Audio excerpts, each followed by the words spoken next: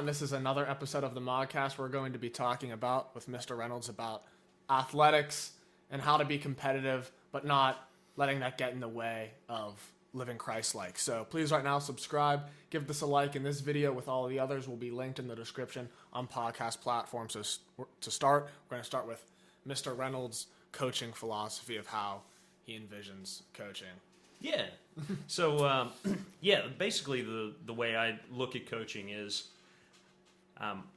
my first thing that I want for the kids, and it works with a Christian school, is that we want to honor God first. We want to be great teammates. And then the other thing we want to do is we're going to learn some basketball along the way. So, we screw that up all the time. I don't always coach the right way. Do I honor God when I'm coaching? Not always.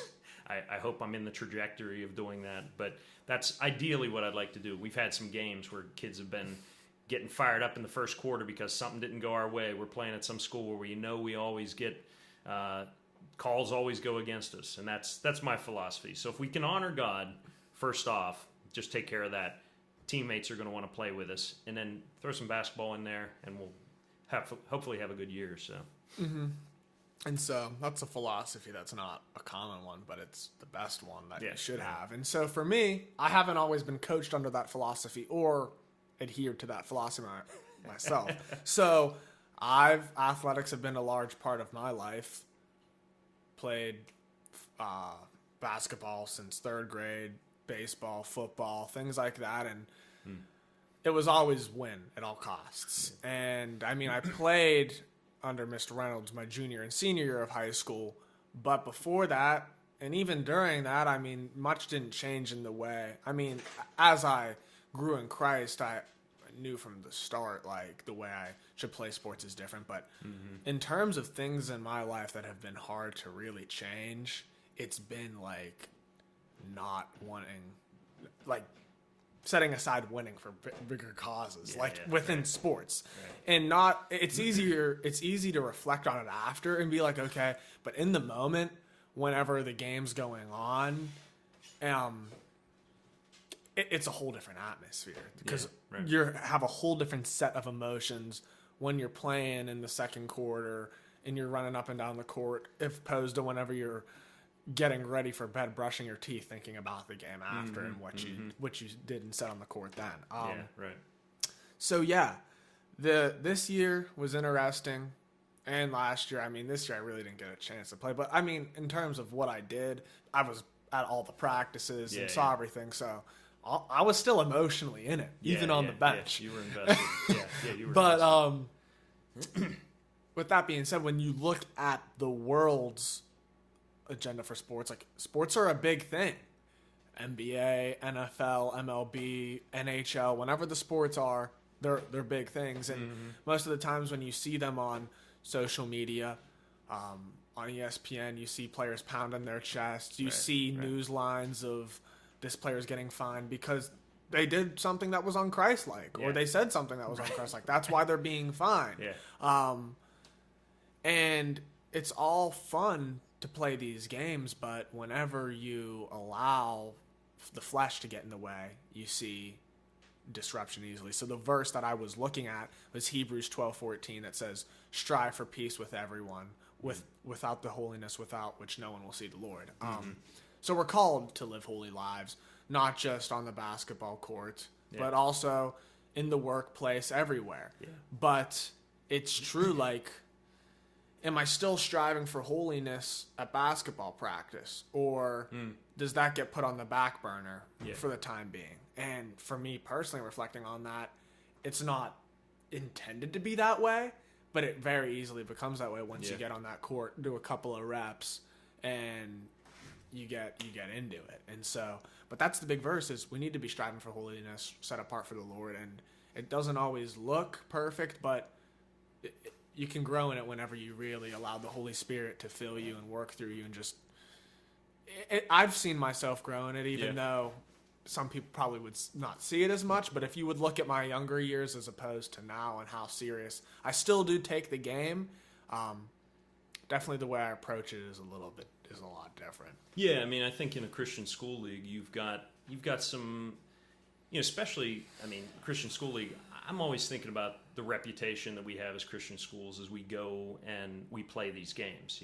One of the things that always stands out to me is these refs that come in that are just, they're unsaved, and this is their opportunity to see what Christ looks like. And, you play all these games, and this is our one opportunity to kind of show them that we're different from the world. We are set apart. We're holy as unto the Lord when we're doing these things. And if we don't act somewhat, we should be greatly different than the world when it comes to competitiveness. Because, the thing that stands out to me that really has been the thing that I've focused on in my own life was I'm challenged by John 13:35, where, Jesus said, we will be known by our love for one another. And, so does that play out on the court? We're being set apart, and the most bizarre thing that we could do is love our opponents. We're supposed to love our enemies. That's what we're called to as Christians. And we go, well, that only applies if they're trying to shoot darts at me or something like that. Well, these kids are going to another Christian school, and in this moment, they're not really even your enemies. They're your brothers and sisters in Christ you're playing against.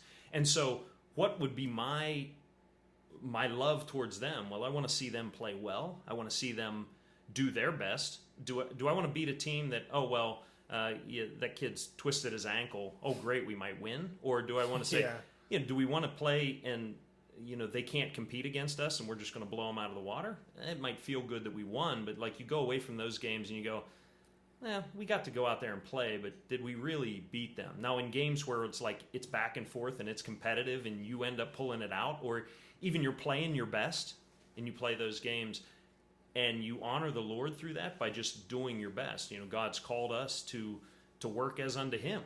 Give our best, like every time I'm out on the court. So I'm showing love to people by being the person that when I foul somebody and I foul them hard, whatever it is, I say, hey, sorry about that. I didn't mean to do that. Or I help them up when they fall on the ground. I have an opportunity to lift them up. It's not like we're enemies. We're brothers and sisters in Christ. And, those opportunities, either, even when we do something out on the court that doesn't honor the Lord, do we apologize to whoever we need to apologize to in those moments to say, hey, that's not what I want to be known as, and that's not what I want the gospel to be known as when we go out and play. Boy, it's hard when the adrenaline's pumping, though. I was 17, and, there were times, there was a team we played against, and I was the best shooter on our team in high school, and they played like a boxing one on me, and that kid was doing everything against the rules against me. He was holding my arms. He was, he would like give me little gut punches when I'm on the side. All this goofy stuff, and I'm going, what in the... I was getting frustrated, and I'm pretty even keel playing, but I was getting frustrated, and I was like running by the ref so he could see what was going on because I was getting so frustrated. But, that kind of stuff. I don't mind if I foul somebody, like they're driving by me and I swing for the ball and I hit their arm and it doesn't get called. Those things don't get me fired up. It's when, you're behind a pick and you're somewhere and you're trying to set up and the dude on the other team's punching you in the gut. We've played teams where they're doing that stuff to us. And I say to myself, okay, what are we doing? We're not playing within the rules of the game. I don't mind, fouls are part of the game. But punching somebody when the ref isn't looking, that to me is not part of the game. And that's some of the stuff where we allow the world's philosophy of win at all costs to come in and take over. Whereas ultimately, the overarching theme for us is, okay, I'm about to go on this court and I'm going to either honor the Lord with the way I play, or I'm going to not honor the Lord. And we've got especially when we're among anyone, because we don't know who's saved and who isn't saved, but we go out into this world and we say, okay, if I was to present the gospel immediately after this game, and I'm going to go up to one of these people and say, all right, now you've just seen the way I've played. Now let me tell you about Christ. Would they go, who's this Christ that you serve? Yeah. You're not a follower of him. They'd like, that's not the Christ I want to follow, that you're one of his followers. So it's impactful that we have to keep our minds focused on the Lord before we even go out on the court. And that's why, we try to pray before games and, we get in our huddles and I don't know. We've played some games where things get heated at the beginning, and I'll call a timeout and I'll bring everybody over and I say, we're not doing this. We're not going to get fired up. we're going to honor the Lord above everything else, and let's go back out there. Did I do that every time I should have? Probably not, Yeah. we're all human, but I just want my trajectory to be in the right location, So. Yeah. I mean, last year, picked up a technical in one of the games as we were talking. Forget who it was against, but definitely there was a double team, stole it from the kid, our ball. Yeah. I got called for a technical because I was getting excited amongst my teammates. You hooted. But to the extent where I was letting the other team know, we're going on a run on you guys right now. Yeah. So I got a technical for that. And, I mean, what do you do, though, whenever you were talking about you get hit with one of those gut punches? Like, how do you react to that? Yeah. Like, that's the thing is, this year, for the few games I got to play, whenever we were playing, I remember this one kid checked in, and he said, I'm guarding this kid in man, and he's not going to score. And I remember I heard that, and I was like, my flesh was like, I'm going to score. Yeah. It was the second game we played. I had pulled a hamstring that game. When I first checked in, I was like, this kid's talking that first play. I remember I got the ball, went in and scored, and in my flesh, I let him know. I said, your man defense didn't work too well right there. And that's not the right thing to say. And if I were to witness right after that, you're telling me? Yeah. Because it speaks volumes whenever someone says some trash to you, and it rolls right off you. Yeah. And I think that it would be so foreign to walk into a gym and see. I think no one can really comprehend, like, what would a gym look like where there's two teams that go in, compete hard. Like, you see them both competing hard, but they're both still respectful of each other. Yeah. I've yet to ever have seen something like that, because it's tough. Like, it could happen. Like, two teams go in there, both being competitive, but when they hit a nice shot.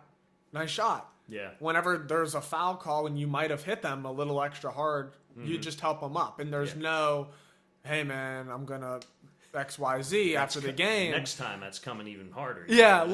Stuff like that. And so we live in a fallen world. So you're probably not going to see games that look like that. I think we might be playing basketball in heaven, so hopefully we will see some games that look like that. But here, so how do I react to that? Or how do we react to whenever someone sinks, or if someone sinks a 3-pointer right in your face and they let you know about it? How do you react to that? Are you saying good shot, or are you like, okay, I'm coming down there and I'm shooting a 3? Says a lot about the flesh. And there's many times I can recall. I even recall last year we were in Ohio for a tournament, and I remember I had gotten fouled very hard. And there was a kid who recognized that he fouled me really hard. And he did the right thing. And he was like, oh, I fouled you, man. I was like, sorry, are you okay? Yeah. And in my flesh, I was like, I don't want to hear what you have to say about me. Get off me. I'm going to shoot. And then later on after the game, I reflected about it. I was like, man, I really wish I would have been like, oh, no problem, man. Yeah, right. But, like, it says a lot what you can do in those moments. And that's a place where I said you might not have seen me growing up, but if that were to have happened this year, I would have responded a different way to when I got initially hit. But whenever that kid came in and checked me man on man, I mean, I still responded that way in that moment. But in terms of like the foul calls, definitely loosened up. But it's taken time and like lots of reflection. And as I was speaking on, one of the big verses too I've had to look to is Isaiah 26:3, which is, you keep his mind in perfect peace, who's set on you. And that's been, my mind has been kept on perfect peace through meditating on these truths of Scripture. Yeah. And so, I mean, if that's your mindset before you go into a game, and you say, so you've meditated, you've been with the Lord, and then your flesh starts to become submitted unto the will of the Lord but you've got to be in that place. That can't be something like, I mean, that's a person whose mind is stayed on the Lord. So it's like, well, I'm not going to waver off of this. I've been studying Psalm 119, and a lot of his things are, I have been meditating on your word, and I know your word is true, and it changes your actions when you've been in God's presence. Does, yeah. It really does. And like you're saying, somewhere in Psalm 119, I think it's verse 11, it says, I've stored up your word in my heart so that I might not sin against you. That's something in there, and that's something I've been doing, is practically doing Psalm 119:11, storing up the Lord's word in my heart, so that I might not sin against him, even when I'm on the basketball court. And that doesn't look perfect every time. No. Yeah, you were talking about what do you do, and it is very difficult. That was one of the things that we started near the end of the season. We're getting closer to a championship, and we're like, you're undefeated, and you're like, pressure starts to build a little bit, and you got a bunch of young players on the team, and the other coach on our team just wanted to reiterate that we can only worry about the things we can control, and if you can just focus on those things versus the things we can't control, because there's a lot of things we can't control out there. One is, how are the refs going to call a game? I got no way to understand that. And, they're human. They may call every call against us. I mean, we played one game this year, and there were 11 fouls on us and 1 foul on them. Maybe we were fouling all the time. I don't know, but I'm thinking, that seems a little bit off. I mean, pull us in a little bit. Maybe 11-4. I'll take that. But, I can't worry about those things. I got to say, okay, even if every call goes against us, does that change the way I'm supposed to play? So if this kid's holding me and beating me up and doing all these things, it takes a strong person in the Lord to say, okay, I guess this is the trial I'm going through tonight, whatever it is. In the moment, mixed with the emotions on the basketball court, being able to really take a step back, it's hard. It's hard. Because, I mean, we may be in a Christian school league, but I have no idea whether any of these boys on these other teams are actually Christians. They just might go to a Christian school.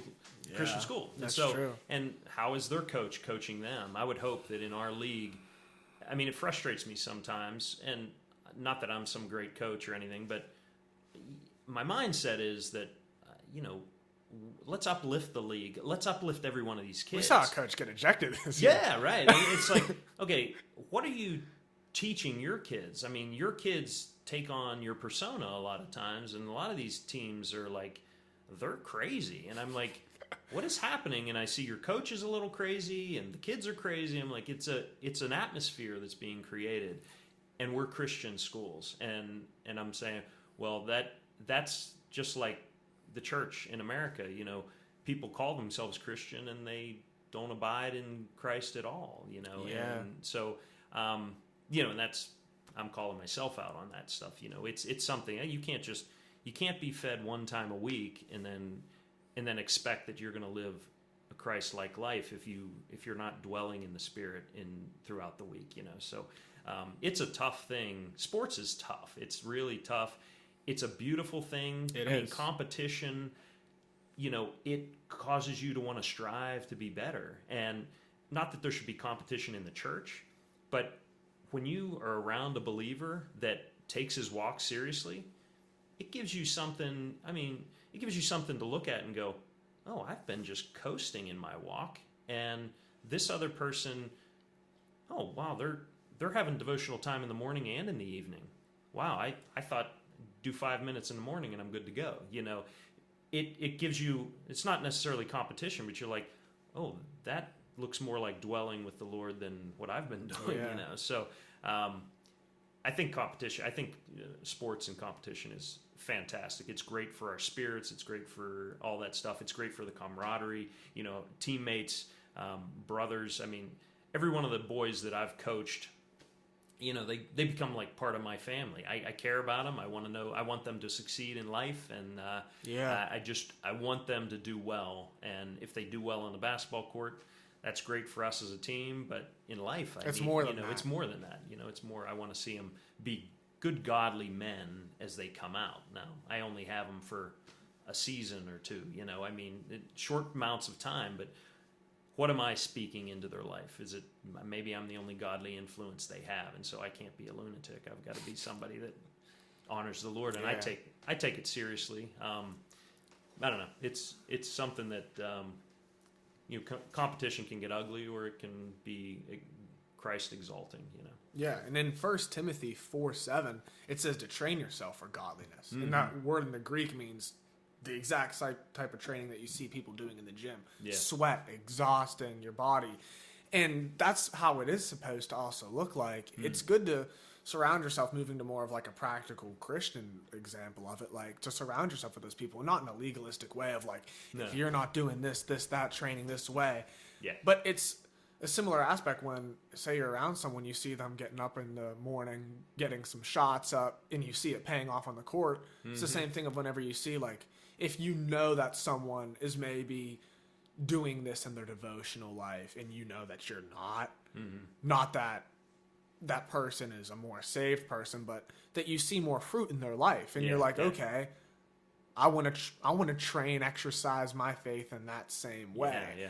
And the flesh is very easily, it can very easily take precedent over that. And there's a very thin line of, like, you see, that's why Paul uses all of those athletic analogies in the New Testament, is because it is so easy to talk about athletics and look at it with our walks with Christ. It's really, many parallels can be talked about. Like, you talk about Michael Jordan, he talked about how, I mean, he's Michael Jordan, he was obviously gifted in many ways, but he really talked about, like, fundamentals. And if you watch how he plays, he not only was like, because you see some freak athletes out there who are just freaks, but then you see the ones who are freak athletes, but they also have the fundamentals down. And Michael Jordan not only was a freak athlete, but he had the footwork. He had everything to accompany his however high inch vertical it was, which lifted his game up. Like, because you saw when he came in, like, and you see it with a lot of, like, these kids out of college that can jump so high in the air, but they can't dribble the ball. But that's how it is with our faith. You might see someone who has like a speaking gift or some gifts like that, but they're not trained in the fundamentals of the faith. They don't know how to live it out. They don't know correct doctrine. They don't know certain things, and that's how it is. Are we getting the fundamentals down? Are we training ourselves up in those things? And it's great to have, like, playing amongst those teammates and having lifelong brothers and friends through sports. But sometimes, if you're not being careful, you can also make a lot of lifetime enemies if you're not being careful the way you play. Yeah, a lot of these teams we go up against. I mean, if I saw some of these kids after the fact, I mean, in the heat of the moment, you see kids and they're.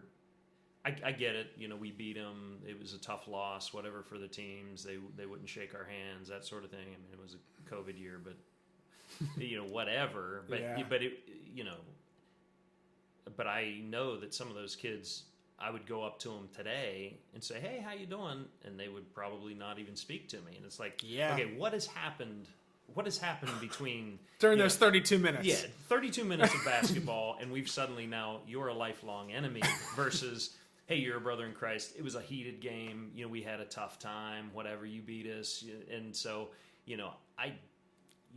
whatever's going on. You know, I think that's Satan at work to just continue to divide. And it is, and you can either use sports to divide or you can bring together.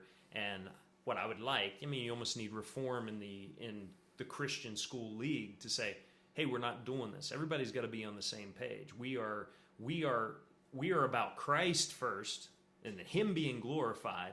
Then we're going to start having these teams laid out, and we're going to compete against each other. And how is that going to look? How are we going to do that where, above all else, Christ is going to be glorified when we play? Because we're not the whippeal. We're not out there, you know, doing whatever we want, you know. And I'm not saying the whippeal is, but I'm just saying we have a higher purpose in our athletic department. We're not just, hey, let's mimic the world. Let's play and let's show how we can actually compete. And I think it's something we're, you know, hopefully we're getting better at and we're learning how to do, because otherwise we're hurting the gospel versus proclaiming Christ. Yeah. And even in the world, if any league is looking at some of these Christian leagues and they're thinking, we don't look any different than you guys. You look the exact same as the way, I mean, I'm sure many of them aren't going in there to look at the character, but if you are, it should look different. There should be a noticeable change of the way these kids play basketball and just conduct themselves. Like we were talking about, you know, just last night there was a koinonia, which is where we just get together as a youth group, worship, reflect, things like that. And right after, I actually went to play pickup basketball. Yeah. And I'm not just, this was last night. This was last night, and it was getting heated. Yeah. It was getting, now, for me in that moment, I remember the game ended. The game ended, and I said, I was not the one in this heated exchange. Yeah. But I was on the team, like, I could have easily chimed in. And I remember right after the game, a brother was sitting there, and I said to him, I was like, I can't afford to get into any of these anymore. Like, while playing, I had realized, like, okay, not gonna let this happen. I'm not, and not to point fingers and say those people are wrong, because trust me, I understand being in that situation. Right. It's very easy, just like this. That's really all it takes. Yeah. And it's really a matter of, even once you go a little, like, when are you too far gone? Like, can it happen and you can still stop yourself and be like, okay, I messed up. I'm sorry. I'm sorry right there on the moment. I'm done. Wow. Or are you going to just let it keep going? Are you like, okay, I gave in a little bit. Yeah. You're hearing you're getting a mouthful now of like, that's how it was after it. I was happy that I could step off, smile, and be like, you know what? Save myself a lot there from even wanting to say something, because you really leave the court or the field or the rink feeling totally different. Yeah. What I remember I was just studying something on marriage and talking about conflict in marriage, and it's one of those things where is it more important to win the argument in a relationship with somebody? Did you want to win the argument at the detriment of the relationship? So like, I know I'm right. Me and my wife are having an argument. I know I'm right, and I want her to know I'm right no matter what. And I don't even care. So then it becomes about me being right versus the relationship remaining solid. Who cares if I'm right? I know I'm right. Just let it go, Or I can hurt the person and destroy the relationship. Well, it all comes down to, it's that same sort of mindset on the basketball court. Whether it's you got a bad call, they called some foul against you that wasn't on you, and you foul out of the game. I mean, that's like, you can lose your mind over on the bench just being so angry, and this is the greatest travesty that ever's happened on a basketball court. Or you can go, you know what? All right, that's what it is.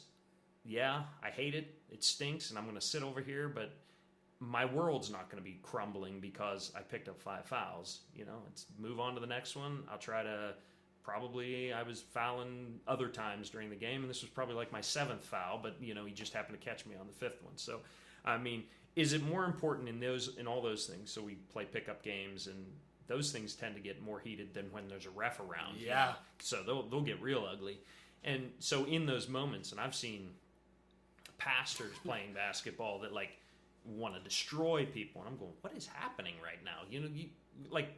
You're going to hurt somebody to win this stupid basketball game? It doesn't even matter. That doesn't matter. It does not matter. And so, I think if we go into things and go, above all else, you almost have to stop yourself before you play and say, Lord, help me in this moment, because we can do nothing without Christ. It's a way, spiritually speaking, we can do nothing. And so if we go into a basketball game and we don't acknowledge the fact that we're sinful before we even get into it and say, Lord, I need your help even to play this basketball game to honor you. I'm not going to do it in my flesh. My flesh does not want to honor you at all in this basketball game. So I'm going to go in. Yeah. So we have to almost stop ourselves before it and say, okay, this is about to get heated. I know it's going to get heated. Lord, I need your help. You can feel when it's going to get heated. I need your. I mean, there's some teams we go up against. We know it's going to be heated before we even get started. So how do we prepare? So we've got to stop right there and like realign our minds with, okay, what is our purpose right now? Yeah. Is it to win this game at all costs? I can punch somebody when they're down, step on them if I get a chance, whatever it is, or I can say, okay, let's go play to the best of our ability and just. Whatever happens, and I'm going to honor the Lord. I'm not going to let the circumstances determine whether I'm going to honor the Lord or not, Yeah. So very cool. A thing I've looked at, not just for that specifically, but just decision-making in general, is 2 Corinthians 5, which talks about how we're all going to have to appear before the judgment seat of Christ to receive what we're due, whether good or evil. And I really think to myself, like, am I really, like, even before going into, like, pickup games, when I'm going to go play some pickup, probably going to even play pickup basketball later tonight. Like, Yeah. I think to myself, am I really going to want to stand before the judgment seat of Christ one day and see all of these times that I did whatever I might have done to let that person know I think I'm better than you, or even if I know I'm not better than them, just saying some things that, I'm going to have to give account for one day. And that has been a passage that has really just, it puts you in place immediately. Yeah. Like when you're a child of God and you know that you're going to stand in front of God one day for the things you've done, good or evil, it puts you in place. Like, okay, yeah, you're right. Yeah. Like, you know that final tournament that we play? So we played it this year. We played it last year out in Ohio. Yeah. And one of the things they like to do is they give all the coaches like a coaching award thing that they're supposed to hand out to every kid after every game. Yeah. Like, or a kid on the other team after every game. And the criteria is Christ-likeness. That's what you're supposed to give it out to. And I watch, and honestly, in a game, I'm having a hard time you're just focused. I'm focused on my team. I'm not focused on the other players. But then they want you to hand out this award to somebody on the other team. We played teams, and there wasn't a kid that I even could see that had a Christ-like attitude about anything, And I'm going, that's a shame, because I'm saying, did they look at our team and say the same thing? These are rosters of 10, 12 kids, like. Yeah, and it's like, are we. Like, there's somebody on this basketball court should honor Christ when they're out there. We're all Christian schools, So it's something that I think we don't emphasize enough. Like how do we I feel like maybe next year for basketball practices, they're saying, okay, I'm handing out Christ-like awards every practice, so we start getting our mindset right. When I hit the court, I'm going to play Christ-like today. What's that look like? And then lay out those foundations. Well, you're going to give your best effort. Christ wants us to work unto Him every time, give our best effort in everything we do, treat others with love and respect, and care for one another. Okay, is that happening on the court, or am I trying to make people look silly? Yeah. So there are criteria there where I think we can honor the Lord and get better at it and improve at it. So. Yeah, and I've noticed that being around those people and playing with those people that are competitive, but not only that they have that right attitude towards the game, are the most fun to play with. Yeah, they are. Like when you're playing with the people that are giving the shots and that, I mean, okay, maybe if you're in the flesh in that moment too, okay, but it's a lot more healthy when you're with someone and they're right there like, all right, you're good. Even though like you threw me that pass like I was 6'10" and went 4 feet over my head, you're fine. Like, let's get back on D. Let's play some defense. Yeah. Because it does also work amongst the team, too. Yeah. It's not always, it always doesn't look great. And so we talked about the tournament. This last year, which would have been my junior year, this senior year, last game we played, last basketball game I have played, unless I see some time in college. Whenever in high school I played with a injured hamstring. Yeah. Just because I really wanted to just play. Yeah. And it was rough. And that game couldn't drive, couldn't do anything that I'm normally able to do. But wow, I just wanted to play. And looking back after the game, I remember I got so frustrated in that game because I was driving up the court feeling my hamstring, trying to can't even pass the ball. You can obviously see this kid is limping right now. Right. But like, you like to finish the season and it just be something like beautiful. But at the end of that tournament, it was probably some of the ugliest basketball. Oh yeah, it was rough. It was hard to watch. Yeah, we were having a rough time. That was tough. Yeah. I feel bad because we went out and I'm just like, I felt like we played a really good game the day before, like it was like a good way to play, and then that game was horrendous. So much like, I think there's several things that play into it. When we go into those tournaments, you being injured was huge, but those 3 days with 6 guys are really tired by the end of it. Even last year, I noticed that we were really tired by the last game, and it's like, how do you? So that's on me, how do we properly feed a team? How do we get them prepared, But, you getting enough sleep, all those things play into it, because that third day, if you don't have a roster of 10 or 12, You're 6 done. is going to be tough because they've been rotating a lot of guys, whoever you're playing against, and so it hurt to go out that way, but it was like, you know what? It's kind of humbling in a sense. Yeah, it was. Yeah, it was humbling. It was just not much we could do. We were kind of like, we were overmatched. I mean, I felt like if we were fully manned, we would have played fine. We would have been in it, but I just felt like we were just had a rough time. We were playing with like 5.5. Yeah. It was- Yeah, I was, really I was tough. gone that game. It was tough. But yeah, so like we talk about all these things, and it's not to say throw competition out the window. No. Like screw that. Only just be nice, avoid all things. And it's like, yes, be nice, but we're still be competitive. Yeah. Like Yeah. there's nothing wrong with wanting to work on your craft, gifts God given you. It's a gift to be able to play basketball. It's a gift to be able to play any of these sports. But it can. We haven't used the word yet, but it can become an idol. Yeah. That's what it is in a lot of people's lives. It's an idol. Whether I get this scholarship to play basketball, whether some kids that know that they're not even going to go to play in college, like, are we making these things idols in our lives of like, if I'm not performing well, it will dictate how the rest of my week goes. Yeah. Oh, I'll tell you about when I was in college.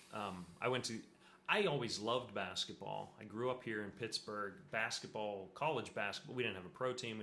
College basketball I wasn't really big into. I liked the pros. I liked the Celtics. And that was like my team. And so then we moved to Kentucky. And when I got down there, it was like basketball is God down there. It was like amazing. And I'm like, oh, I moved to the perfect place for me. I really like basketball. But I didn't even know I didn't even know Kentucky basketball. I knew nothing about it. And so I went to the University of Kentucky, and then I went 2 years at the community college, and I really didn't follow the team when I was at the community college. I was 3 hours away from the main campus. They weren't playing games around me. I really wasn't too concerned about it. Then I go to the main campus, and I mean, when I got to main campus, it was like basketball season rolled around and everybody was talking basketball constantly all the time, and I'm going, wow, what is this about? And so then it was my junior year when I finally went to UK, and man, we made a run to the Final Four, and I'm going, I got into it, man. I was like, oh, this team Locked in. Yeah, they were a bunch of, I was a shooter. I couldn't dribble really well, but they were a bunch of shooters. They could shoot threes. I'm like, this was I fell in love with them, And so then from there, I just got hooked. Every year it was like, oh, Kentucky was huge. You like get this idol going in your life. We're worshiping these teams. And I mean, it became a point. Rachel and I were dating. I'm in Kentucky. She's in Florida.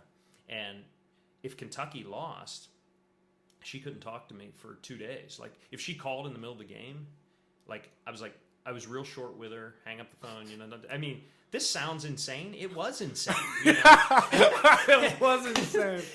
But we got really basketball 24/7. Oh, it was like, and so it took me a couple days to just get over the loss and to like be ready for the next game. I'm like, okay, we're gonna pull it together. We're gonna be. And we ended up winning some championships, but even after that, so college experience, I still followed the team. And I mean, I still follow them now, but I'm not religious. I happen to have a ton of Kentucky stuff because everybody just started buying me Kentucky stuff because I love Kentucky stuff. So people are like, you must be a really big Kentucky fan. I'm like, I am a Kentucky fan, but, I'm not like worshiping Kentucky. So it finally came to a head.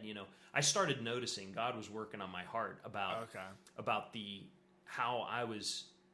where I was placing college back, like that I was hurting my relationship with my soon-to-be wife because Kentucky had a bad game that they were like, I wasn't on the team. I mean, so I'm like, oh wow, yeah, I've experienced that. So it's like, okay, and then the Lord really started working on my heart in that area, and so that really turned a corner for me spiritually because I said, okay, this is just a game. It's just basketball. This is a woman I'm going to marry.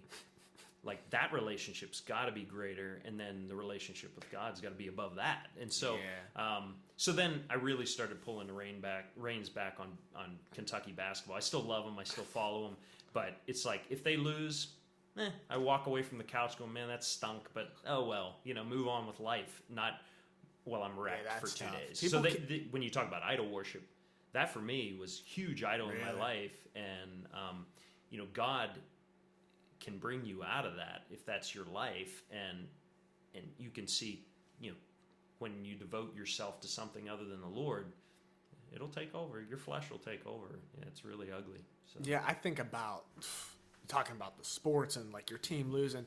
I remember back when like my dad, he was a Laker fan, and I remember it was the 2010 finals. Celtics were playing the Lakers. Okay. And I remember I wanted the Celtics. And the reason I liked the Celtics was because my favorite color growing up was green. So when I saw the Celtics, I was like, I like them.